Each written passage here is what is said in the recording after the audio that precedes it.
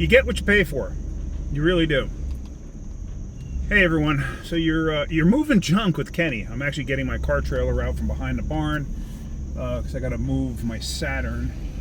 I'm going to actually take it to the shop so I can work on it there because I just can't work on it at home really. But anyway, so something happened at work with a customer, and you know, I feel bad for them, but this has happened before, and I've talked about this before, so I kind of want to just go over it once again. You get what you pay for. Customer has a Mazda, and what happened was the transmission went out on it.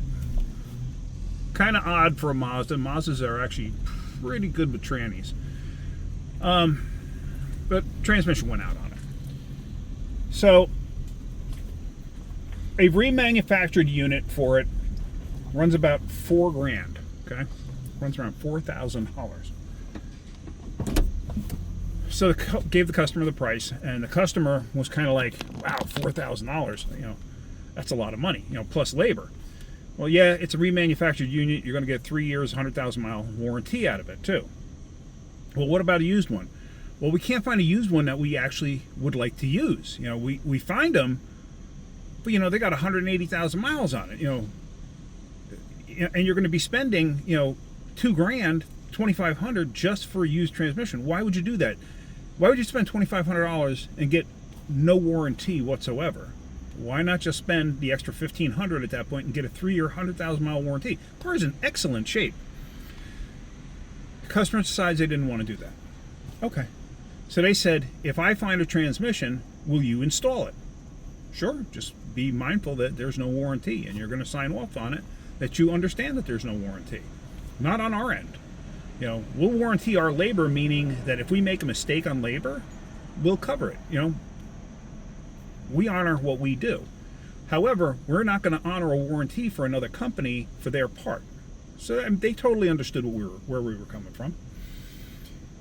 So they call us up and they say they found a transmission for $950 online. Okay. And they are going to order it. Okay. So it was $950 plus $150 in shipping. So it was $1,100. Okay. It had 60,000 miles on it. 60,000 miles on it. I've run into this before. That seems to be the key number, 60,000 miles.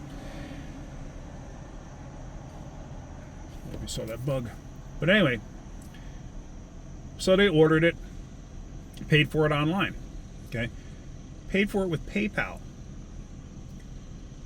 A week goes by, gets no confirmation, no nothing after paying for it. She received confirmation that they paid for it. Payment was received. No other confirmation. Tried calling the company, I guess, or they emailed whatever first. No response. Called the company. No response. Everything else. They come into us. What do? I can't get a hold of this company. Okay, show us the ad or whatever you found. So, showed us it was a Facebook Marketplace. An ad for this company. Looked them up, did a little research. Eventually, we were able to find the name associated with an address. If you Google search the address, it came up to a piece of property with just grass. That's all it was. There was nothing there. It was industrial property, but there was nothing there. She contacted PayPal about it. PayPal said, sorry, the person or the company, whoever that you paid, closed out their account. And apparently they had done it to some other people too. But they had to close down their account. They had no recourse. They had no recourse. PayPal won't do anything for them. That was their responsibility to make sure that they weren't being taken advantage of. So when you think you're paying with something like PayPal or whatever, and I'm not saying PayPal's bad or anything like that. PayPal did the right thing as far as I'm concerned. You know, PayPal stands behind legitimate businesses, but how can they monitor what is not a legitimate business all the time? Think about the hundreds of thousands or millions of companies that use PayPal.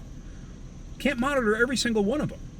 So the woman got scammed out of $1,100. So now, guess what?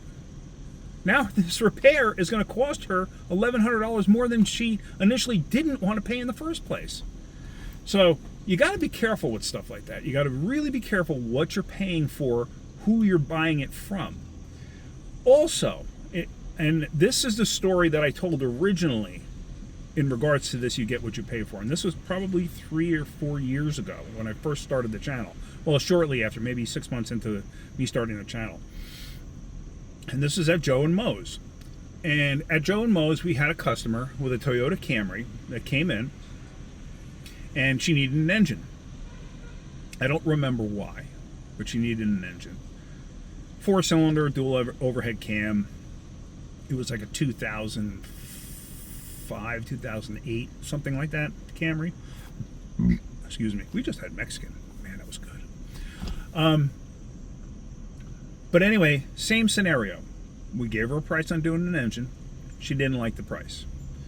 And at Joe and Moes, we did a lot of used engines.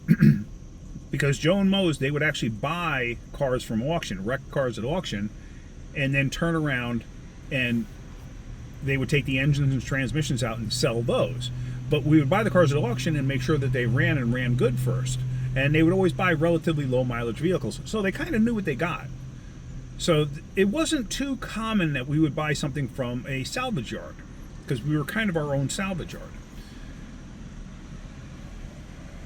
So Mo had figured out, the pricing to the customer, and the customer didn't like the price. Okay. And, let me back up a second. I apologize. When I said 60,000 miles, that's going to come into play in this one too, because that seems to be the magic number for scammers. And if you recall, there's another video I made about the Honda CR-V with a used tranny that didn't even make it out of our shop. That one also had 60,000 miles. I made that video maybe 3-4 months ago, 5 months ago. But anyway, so this Camry, she decided she didn't like that price, and because she could find an engine online for $1,000, and she didn't want to spend the $2,200 or whatever it was we were going to charge. So Joe and Moes told her, well, if you're going to supply your own engine, we're not going to put it in. Okay, fine. So she goes and she buys a used engine from this company with 60,000 miles on it. She gets the engine. She has another, she kind of had a backyard mechanic who I actually knew who the guy was. Joe and Moes knew who the guy was. He was very good. He was very, very thorough. He installed the engine, started it up, ran great. Check engine light comes on. Okay. He runs through his series of tests, and he was a dealer mechanic. He was an older guy. He was a dealer mechanic, kind of like me, who retired from it. So he goes and he's checking it out, and he's like, man, he goes, this is coming up that the timing correlation's not correct. So then he brings the car to us and asks us to look at it. So sure enough, I looked at it and verified that the timing correlation was incorrect. Well, why is the correlation incorrect? Timing chains are worn out. How could they be worn out at 60,000 miles? Because the motor didn't have, or the engine didn't have 60,000 miles. It had however many thousands of miles on it. Probably had 250,000 if I had to venture a guess. You don't know. You just absolutely don't know. So the customer called the company, and the company actually had a phone service. It turned out it was a legit wrecking yard. So she said, the engine's no good. The check engine light's coming on. So their response to her was, well, does it run? Yeah. Does it run good? Yeah. That's your warranty. We don't warranty against check engine lights. If you got a timing chain issue, too bad. We won't do anything for you. They didn't care. So she got stuck. And guess what we had to do on her car? We had to do timing chains. So she spent more on that used motor than she did if she would have had us do the repair to begin with. So think about that, because I forgot how much that repair was to do timing chains and everything else, because it was worn out. Everything was worn out. The motor, it ran good, but it just set correlation codes. So there again, you get what you pay for. Just pay attention to what you're ordering. Find out if you're ordering something online, because I see it all the time on Facebook Marketplace, where you see, these too good to be true ads, like, you could buy a supercharged Hellcat motor for $900. No, you can't. Come on. It's not happening. You're not getting such a great deal. You know how many people are looking for those engines? You're not buying a 6.2 or whatever Cadillac supercharged motor from an Escalade. You're not buying one of those for $1,000. Ain't happening. You're not buying a Coyote 5-liter for $1,000. It's not happening. It's just not happening. So unless you can go there and physically put your hands on it and touch it, it ain't happening. So just be mindful of scams. Scams are out there. Scams happen.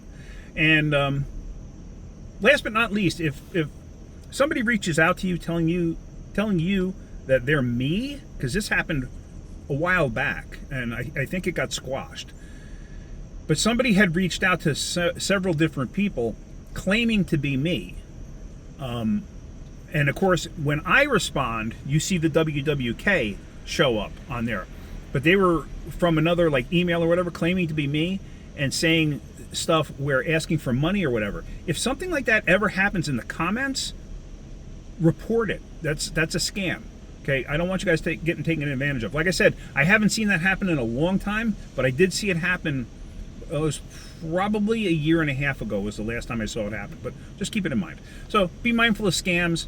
They're out there, and I don't want you guys getting taken advantage of. That's all. So just be mindful. Just think. As the saying always goes, if it sounds too good to be true, it probably is. All right, guys. Have a great day. Have a great night. Keep wrenching.